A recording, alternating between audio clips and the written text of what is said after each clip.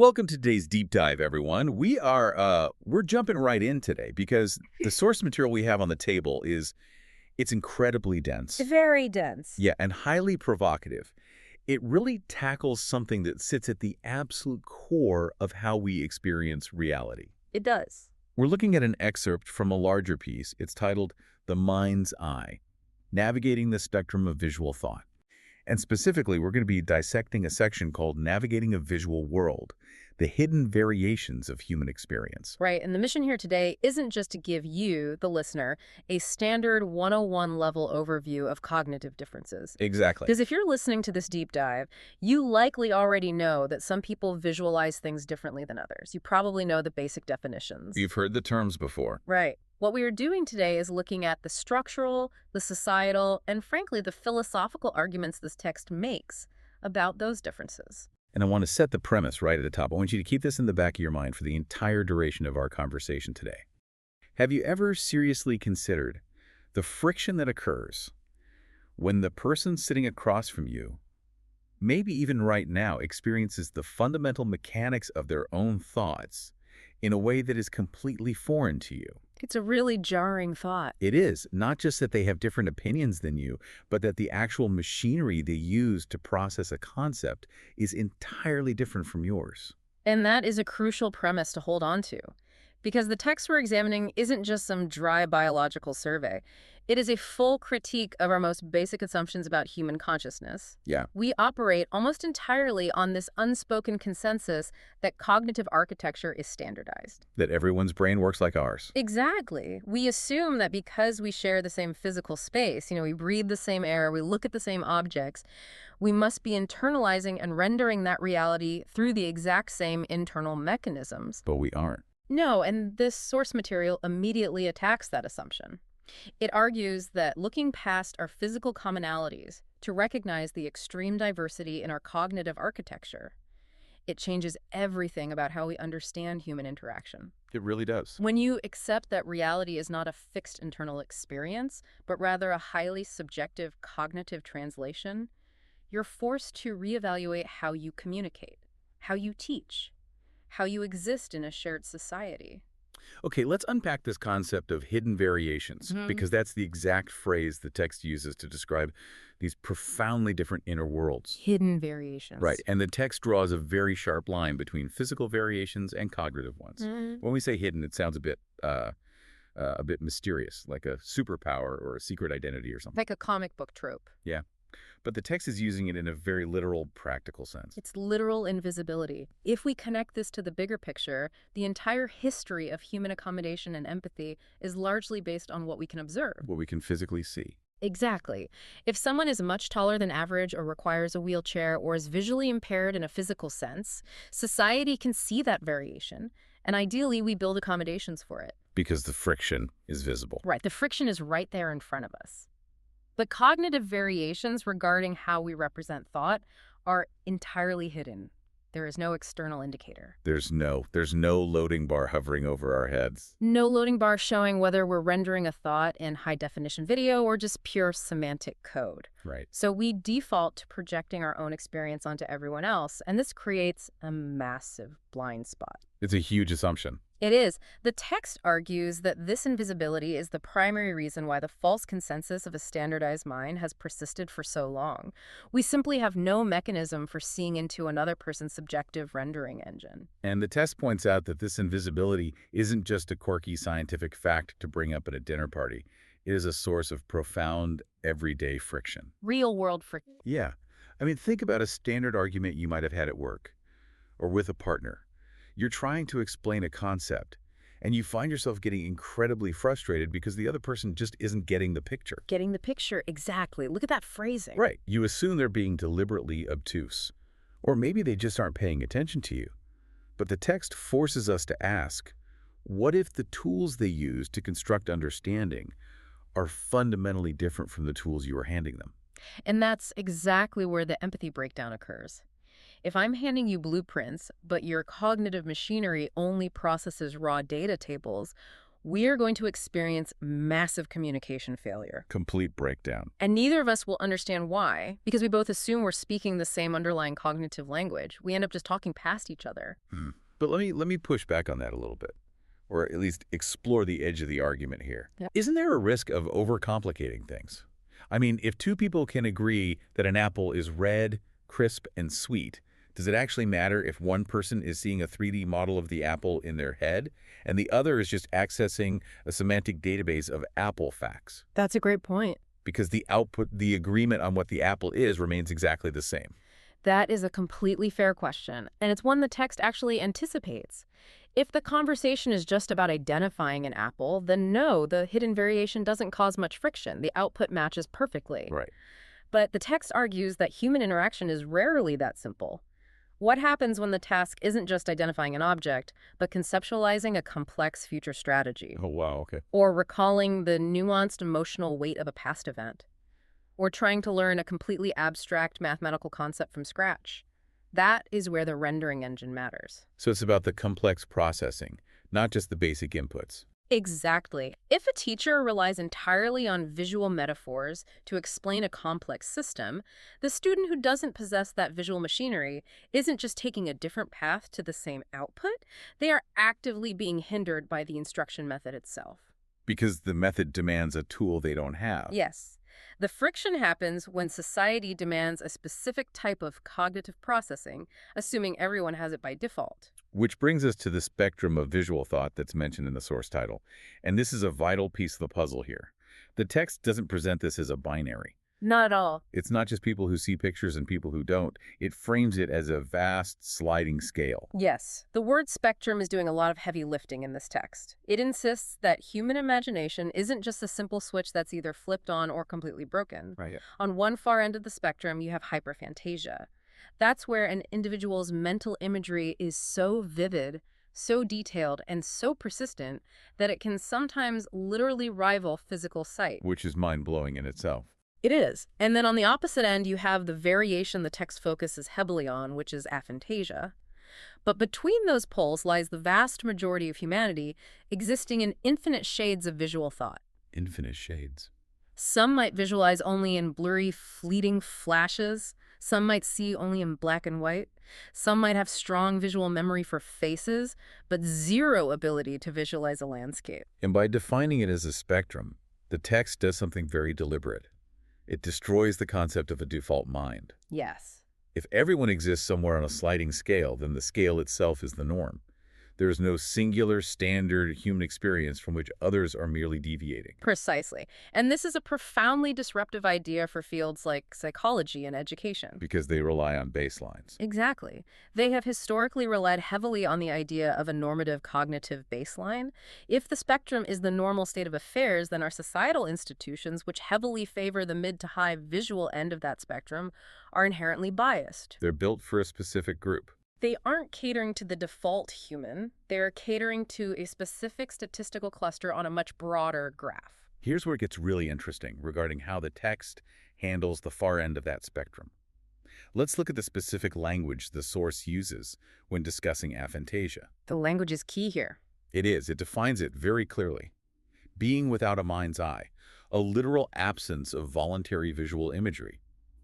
And for a highly visual person, that concept is almost aggressively counterintuitive. It's hard to grasp. It really is. Like if I close my eyes right now and think of a beach, I see the sand, I see the waves crashing, I can almost adjust the lighting in my head, like tweaking a photo filter. You're directing a movie. Exactly. So to imagine closing my eyes, thinking of a beach, and experiencing only the dark void of my eyelids, it's hard to wrap your head around. But what I find fascinating is how the text fiercely defends this state. Fiercely. It explicitly deliberately frames aphantasia as an intriguing variation, and it goes out of its way to completely reject the word disorder. And that rejection of the word disorder is the philosophical anchor of this entire section of the text. We really have to ask why that language matters so much. Why does it matter? Because in medical and psychological frameworks, the term disorder carries a massive burden of pathology. It implies sickness. It implies a deviation from a healthy, functioning state. It suggests a deficit, a malfunction, a breakdown in the machinery that ought to be corrected, treated, or cured. Right. If you have a disorder, you are, by definition, out of order. Out of order, exactly. But by choosing the phrase intriguing variation, the text utilizes the social model of cognitive diversity. It removes the stigma of a deficit entirely. It changes the whole framing. It argues that aphantasia isn't a broken version of a normal brain. It's simply an alternative operating system. An alternative operating system. Think about it in terms of computing architecture. You can have a computer that operates on a highly complex graphical user interface, a GUI. Everything is represented by visual icons, folders, animations. Like a standard Mac or Windows desktop. Right, that's your visualizer. Or you can have a computer that operates entirely on a text-based command line interface, like MS-DOS or a Linux terminal. And the command line isn't broken just because it doesn't have shiny icons. It's not broken at all. In fact, a command line interface is often faster, more direct, and way less resource-heavy because it doesn't have to waste processing power rendering graphics. That makes perfect sense. It simply processes the data and retrieves the information using a different fundamental architecture. The text is making the exact same argument for the human brain. The aphantasic mind isn't failing to render images. It simply doesn't require a visual user interface to process concepts, memories, or ideas. That operating system analogy really clarifies the stakes of the language we use. Let's think about the real-world impact of that framing on an actual individual. The human element. Yeah. Imagine going through your life, maybe you're 20, 30, or 50 years old, and you suddenly discover that other people are literally seeing pictures in their heads, and you aren't. A huge shock. If the immediate societal response to that is, oh, you have a disorder, you suffer from aphantasia, how does that person internalize that? They internalize it as a loss. They feel broken. They feel they've been deprived of a quintessential part of the human experience. It's a grieving process. It can trigger a genuine grieving process for an ability they never actually possessed in the first place, simply because society told them they should have it. But if the framing is, you possess an intriguing variation, the entire paradigm shifts. Completely. It's an invitation to curiosity rather than a diagnosis of illness. You aren't a patient anymore. You're an explorer of your own unique cognitive landscape. Exactly. It empowers people to ask, okay, if I don't use pictures, what am I using? How does my brain achieve these incredibly complex tasks without the visual crutch? And that is exactly where the text wants us to go. What does the cognitive landscape actually look like when you remove the mind's eye? If thought isn't constructed from visual imagery, it must be constructed from other materials. This really challenges us to look past our own biases.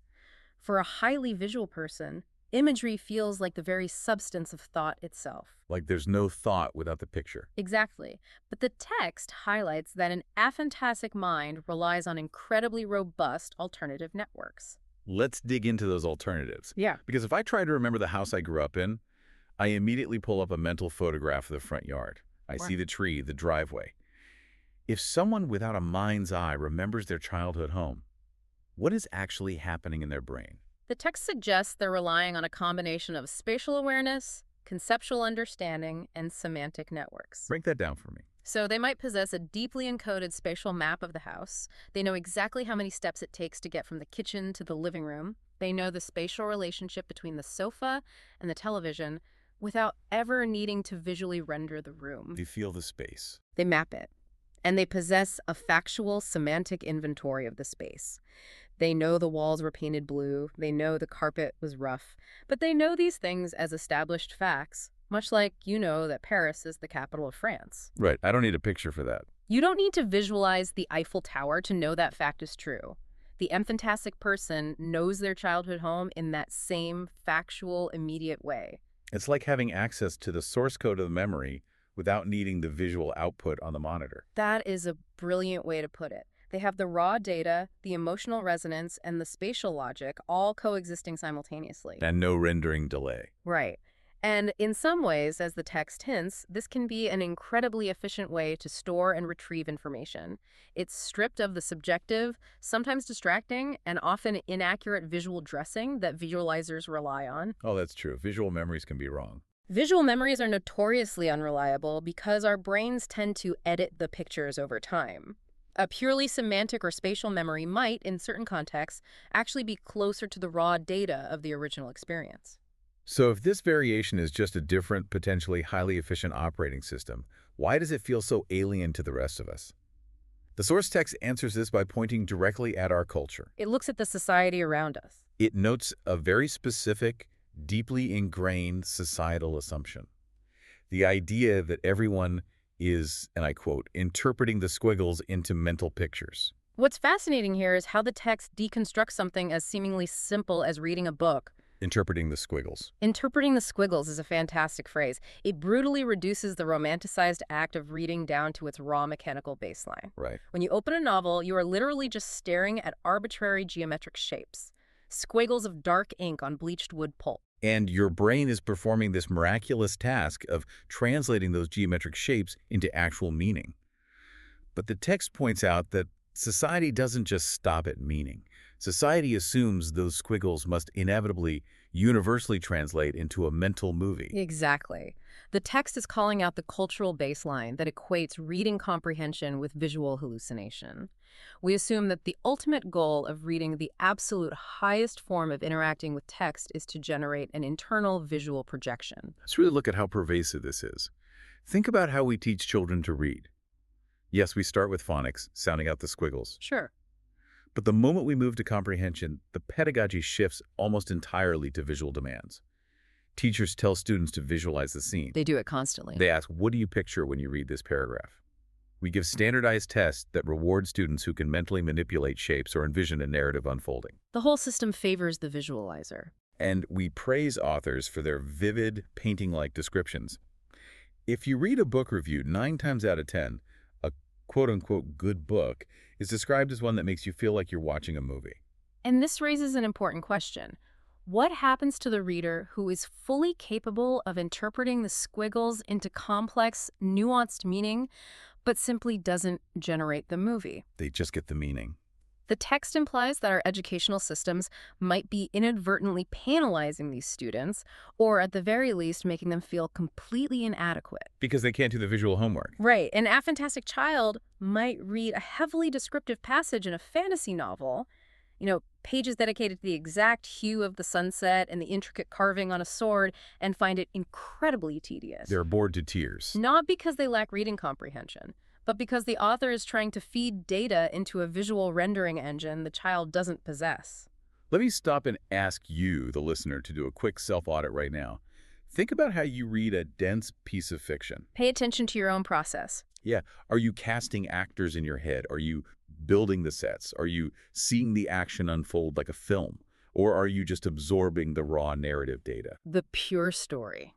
Are you tracking the psychological state of the characters, the pacing of the plot, the thematic weight of the author's word choices, entirely through an internal monologue or a web of concepts, without a single image ever crossing your mind? The crucial point the text makes is that both of those methods of reading exist.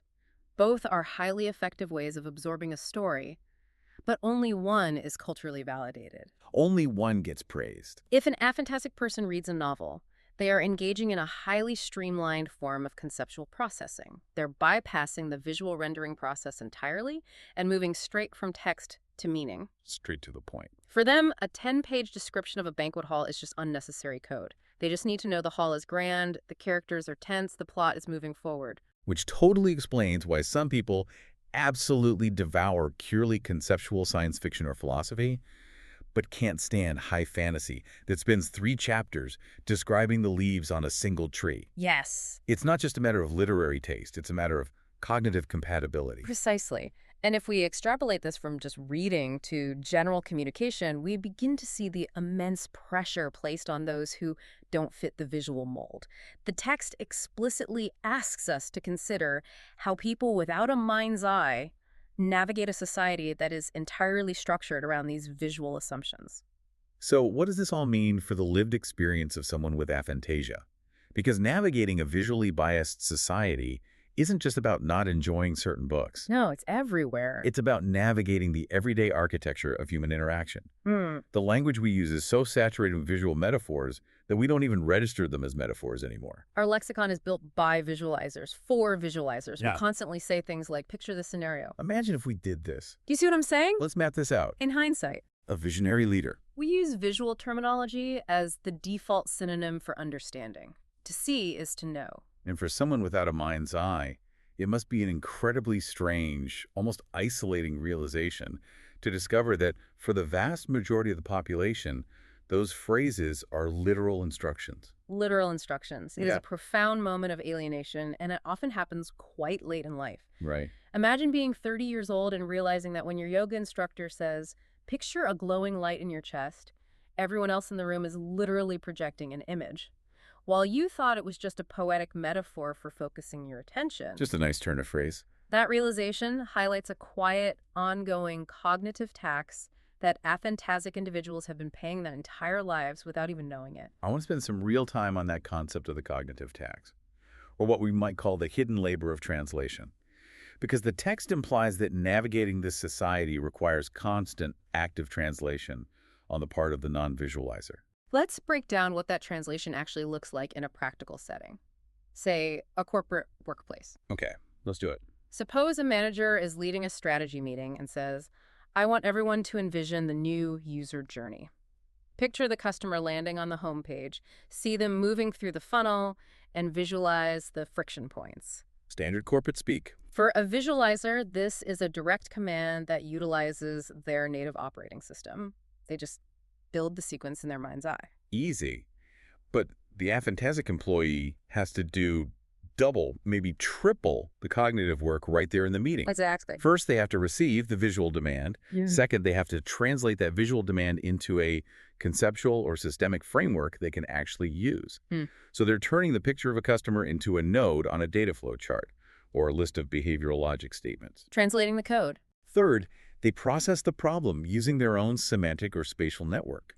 And finally, when they present their solution back to the manager, they have to retranslate their purely conceptual findings back into the visual vocabulary the manager understands. It's an exhausting process of constant real-time code switching. Sounds exhausting. And the most insidious part of this, as the text's focus on hidden variations reminds us, is that this entire translation process is invisible. The manager has no idea. The manager doesn't know the employee just ran an entirely different software program to get the result. The burden of accommodation falls entirely on the individual with the minority cognitive profile. Right. The society doesn't flex to meet them. They have to continuously flex to meet the society. Which seems deeply inefficient, doesn't it? If we have people on our teams, in our schools, in our relationships who possess this incredibly streamlined, concept-driven operating system, why do we force them to constantly translate everything into our clunky visual language? That is the ultimate challenge the text poses. If we acknowledge that human inner worlds are profoundly different, and we accept that aphantasia is an intriguing variation rather than a broken tool, then it's incumbent upon society to diversify how we communicate. We have to change. We have to stop assuming that a single pedagogical method or a single communication style is universally effective. So it means a manager might need to say, here is the systemic logic of the user journey, alongside saying, picture the customer. Exactly. Provide both paths. It means a teacher might need to offer structural, fact-based methods for memory retention alongside the visualize the scene exercises. It means expanding our toolbox so that we aren't constantly taxing the people who process the world differently. And it requires a fundamental shift in empathy. Empathy usually relies on the phrase, put yourself in their shoes. Sure. But the text is telling us that sometimes you literally cannot put yourself in their cognitive shoes. You cannot simulate an aphantasic mind if you are a hyper-fantastic visualizer, and vice versa. You just don't have the hardware for it. Right. True empathy in this context isn't about perfectly simulating the other person's experience. It's about believing them when they describe an experience you cannot access and respecting the validity of that hidden variation. Believing them. I think that is the perfect synthesis of what this source material is trying to achieve today. It's not just a science article about people who can't see pictures in their heads. It is a mirror held up to the majority, asking us to recognize our own biases. A necessary mirror. Let's trace the journey we've taken today through this text. We started by confronting the concept of hidden variations, realizing that the physical world we share is processed through wildly different, entirely invisible inner landscapes. And we looked at how the text powerfully reframes the absence of a mind's eye. Yes. Rejecting the pathological label of a disorder and empowering it as an intriguing variation, a different, entirely valid operating system. We also dissected the heavy, pervasive societal assumption that interpreting life's squiggles must result in a mental movie, and how that assumption creates a profound bias in our educational and cultural institutions. And finally, we explored the hidden cognitive tax, that constant labor of translation required by those who must navigate a society saturated in literal visual metaphors while utilizing a non-visual mind. It is a lot to process, but it is the kind of information that genuinely shifts how you interact with the world. Yeah. You will start noticing those visual metaphors everywhere. You really have You'll start wondering about the operating system of the person you're arguing with. And that is exactly what a good deep dive should do. Absolutely. As we wrap up, I want to leave you with one final lingering thought inspired by the margins of this text. We've spent this time dissecting the spectrum of visual thought. But if society has operated for centuries under the false assumption that everyone visualizes the same way, simply because we couldn't see into each other's minds, what other foundational aspects of human consciousness are we completely wrong about? It's a vast unknown. Think about your inner monologue. Do you hear a voice when you read? Do you process emotions as physical sensations or abstract concepts? What other hidden variations are sitting right across the table from you, completely invisible, just waiting to be understood? Something to think about. Keep exploring, keep questioning the baseline, and thank you for taking this deep dive with us today.